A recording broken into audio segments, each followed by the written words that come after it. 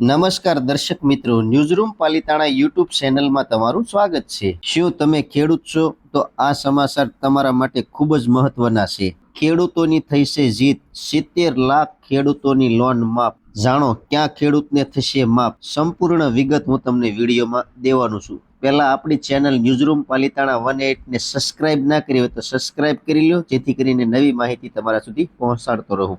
દેશના 70 લાખ ખેડૂતો માટે મોટા રાહતના સમાચાર આવ્યા છે। દક્ષિણ ભારતમાં સરકારે કૃષિ લોન માફી યોજના શરૂ કરી છે। પ્રથમ તબક્કામાં યોજના હેઠળ ₹1 લાખ સુધીની લોન ધરાવતા ખેડૂતોના ખાતામાં 6,98,00,000 રૂપિયા જમા કરવામાં આવ્યા હતા।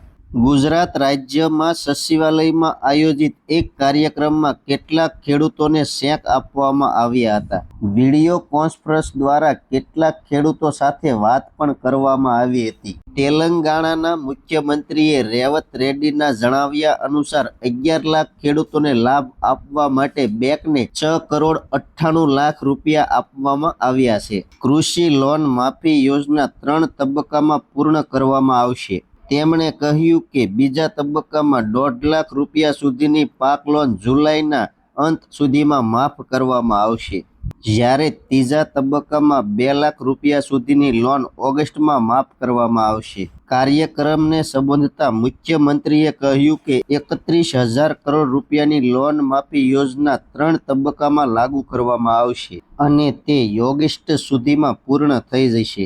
કૃષિ લોન માફી યોજના લાગુ કરી સાથે જ મુખ્યમંત્રીએ આક્ષેપ કર્યો હતો કે અગાઉની ભારત રાષ્ટ્ર સમિતિ BRS સરકારે 2 ટર્મ્સ માટે સત્તાવાર હોવા છતાં કૃષિ લોન માફીના તેના વચનોનો યોગ્ય રીતે અમલ કર્યો નથી। મુખ્યમંત્રીએ દાવો કર્યો હતો કે કોંગ્રેસ સરકાર અગાઉની સરકાર દરમિયાન લીધેલ 7 લાખ કરોડ રૂપિયાની લોન દર મહિને લગભગ 7,000 કરોડ રૂપિયાનું વ્યાજ ચૂકવે છે। રેવત રેડ્ડીએ જણાવ્યું હતું કે કોંગ્રેસ સરકાર 2022માં તેલંગાણામાં એક જાહેર રેલીમાં અને બાદમાં 2023માં રાજ્યમાં યોજાયેલી રેલીમાં કોંગ્રેસ સંસદીય દળના અધ્યક્ષ સોનિયા ગાંધી દ્વારા વિપક્ષના વર્તમાન લોકસભાના નેતા રાહુલ ગાંધી દ્વારા વચન મુજબ લોન માફીની શરૂઆત કરી રહી છે। રાજ્ય સરકારે સ્પષ્ટતા કરી છે કે રેશન કાર્ડનો ઉપયોગ પરિવારની ઓળખ માટે જ થાય છે।